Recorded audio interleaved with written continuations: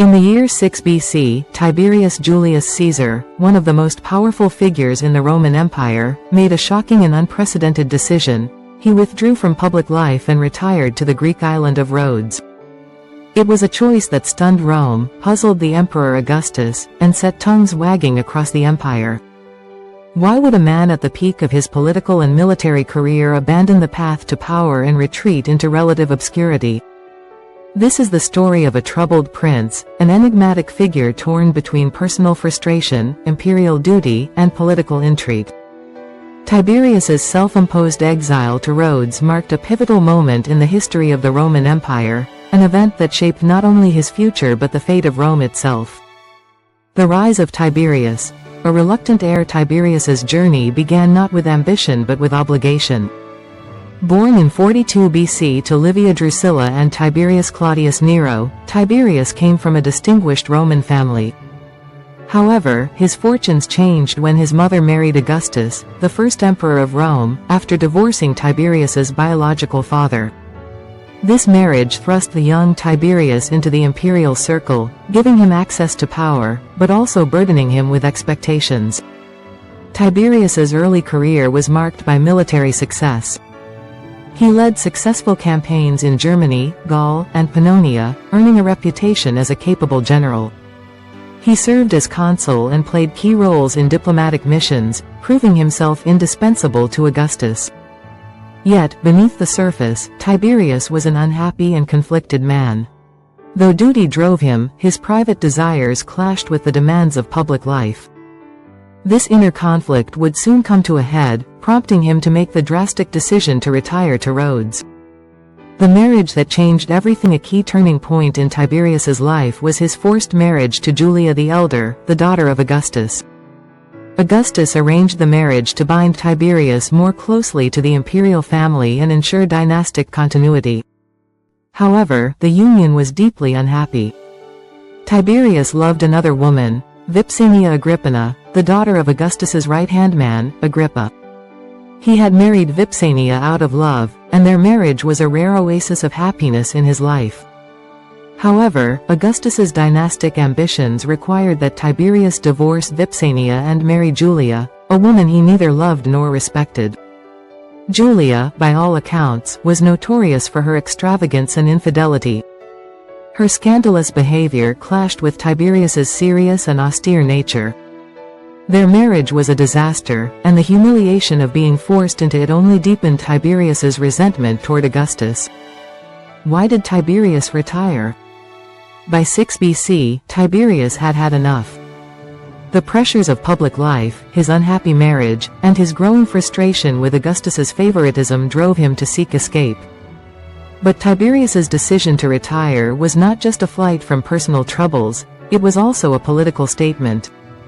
Several factors contributed to his retreat. 1. Augustus's favoritism.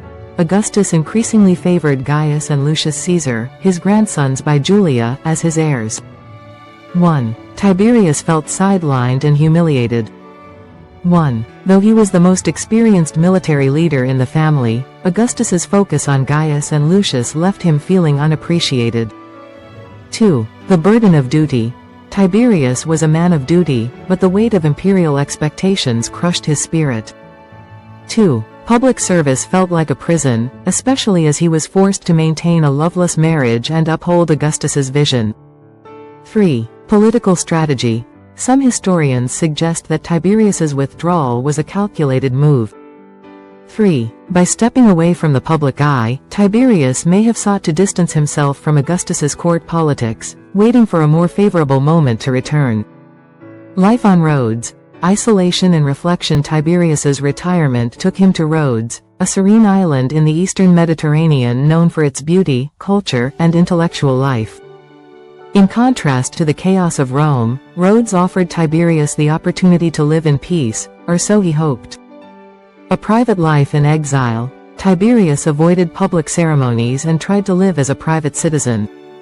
He immersed himself in philosophy, astronomy, and rhetoric, spending his days studying and engaging with local scholars. Frustration with obscurity. Though Tiberius sought peace, his isolation on Rhodes soon became suffocating. As time passed, he realized that life on the island was far from fulfilling. His withdrawal from Rome left him vulnerable to rumors and gossip, and his absence allowed political rivals to consolidate power. Tiberius had hoped for solitude, but instead, he found loneliness. He longed to return to Rome, but doing so without Augustus's permission would be an act of defiance. For years, he waited in Rhodes, cut off from the center of power. Political intrigue in Rome. While Tiberius languished in Rhodes, events in Rome took unexpected turns. Augustus's favored heirs, Gaius and Lucius Caesar, met untimely deaths. With the imperial succession once again in question, Augustus had no choice but to turn back to Tiberius. Though Augustus remained wary of Tiberius, he knew that the empire needed a strong and experienced leader. In 2 AD, Augustus summoned Tiberius back to Rome, marking the end of his self-imposed exile. Upon his return, Tiberius was formally adopted as Augustus's son and heir, cementing his place in the imperial family. The legacy of Tiberius's retirement. Tiberius's withdrawal to Rhodes was more than just a personal crisis. It was a moment of political significance that shaped the future of the Roman Empire. His exile allowed him to escape the intrigues of court politics, and his eventual return marked the beginning of a new chapter in Roman history. When Tiberius finally became emperor in AD 14, his reign was marked by suspicion, isolation, and paranoia, traits that had been nurtured during his years in Rhodes. The lessons of exile stayed with him, shaping the way he ruled and influencing his relationships with the Senate and the people of Rome. Conclusion. A Prince in Waiting. The story of Tiberius's retirement to Rhodes is one of inner turmoil and political calculation. It was a time when a man at the crossroads of duty and desire chose to step away from power, only to be drawn back when fate demanded it. Tiberius's years on Rhodes were not just a personal retreat, they were a test of endurance, patience, and strategy. Though Tiberius would later become one of Rome's most powerful rulers, the years he spent in self-imposed exile reveal a side of him often overshadowed by his imperial legacy, a man longing for freedom, wrestling with duty, and navigating the treacherous waters of Roman politics.